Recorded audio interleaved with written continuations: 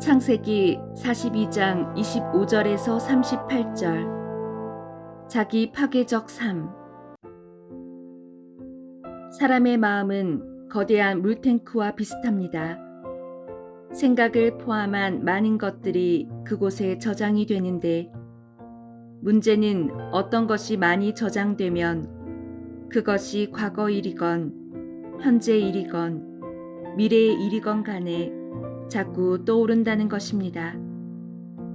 그리고 나중에는 마음에 길이 나게 됩니다. 소위 신경회로가 생기는 것입니다. 그런데 이런 신경회로가 건강하고 좋은 것이면 문제없지만 안 좋은 것일 때가 문제입니다. 삶이 중독적이고 자기 파괴적인 양상을 띠기 시작하는 것입니다. 그리고 많은 사람들은 괴로움 때문에 부적절한 배출구를 찾습니다. 이런 때 우리는 적절한 배출구를 찾아서 재설계를 해야 합니다. 긴장을 풀고 기분 전환을 하거나 예술적 표현 혹은 육체적 활동을 함으로써 마음 안에 쌓인 것들을 해소해야 합니다. 그렇게 해서 마음의 균형이 잡히면 일상생활의 활동들이 자신의 기본적 가치와 신념에 부합해 가고 마음의 평화와 확실성을 경험하게 됩니다. 철학자 니체는 이런 말을 했습니다. 자신이 어떤 사람인지 이해하길 원하는 사람은 다음과 같은 질문을 던지고 성실하고 확고하게 대답하라. 지금까지 자신이 진실로 사랑한 것은 무엇이었는가? 내 영혼이 더 높은 차원으로 향하도록 이끌어준 것은 무엇이었는가? 무엇이 자신의 마음을 가득 채우고 기쁨을 안겨주었는가? 지금까지 나는 무엇에 몰입하였는가?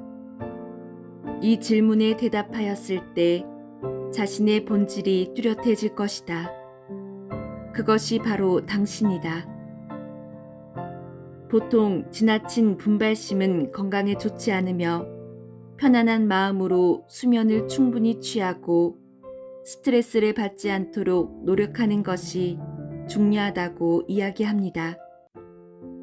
그러나 부모가 자식을 곱게만 키우면 자식의 강한 부분이 자라고 싶어도 자라지 못하듯이 어른이 되어서도 마찬가지입니다.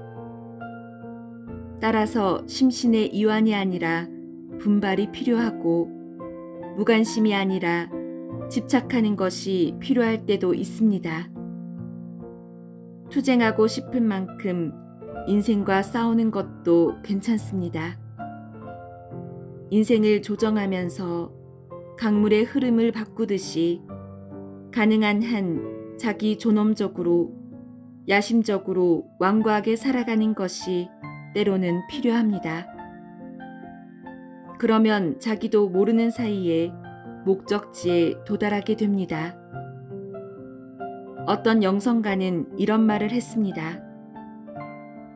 많은 경험을 했다면 아무것도 하지 않고 산 것보다 좋은 것이다. 별에 이를 수 없는 것은 불행이 아니다. 정말 불행한 것은 그런 별을 가지고 있지 않은 것이다. 우리는 배움을 얻기 위해 이 세상에 왔다. 태어나는 순간 누구나 예외 없이 삶이라는 학교에 등록한 것이다. 수업이 하루 24시간인 학교에 살아있는 한 수업은 계속된다. 그리고 충분히 배우지 못하면 수업은 언제까지나 반복될 것이다. 우리가 배워야 할 과목은 사랑, 관계, 상실, 두려움, 인내, 받아들임, 용서, 행복 등이다. 그리고 나아가 이 수업은 궁극적으로는 나 자신이 누구인가 하는 깨달음으로 우리를 데리고 간다. 그것이 이 수업의 완성이다. 우리가 수업을 다 마치고 나면 나비가 누에를 벗고 날아오르는 것처럼 우리의 영혼을 육체로부터 해방하는 것이 허락된다. 심리치료에 있어서 3가지 중요한 P가 있다고 에릭 번은 말합니다.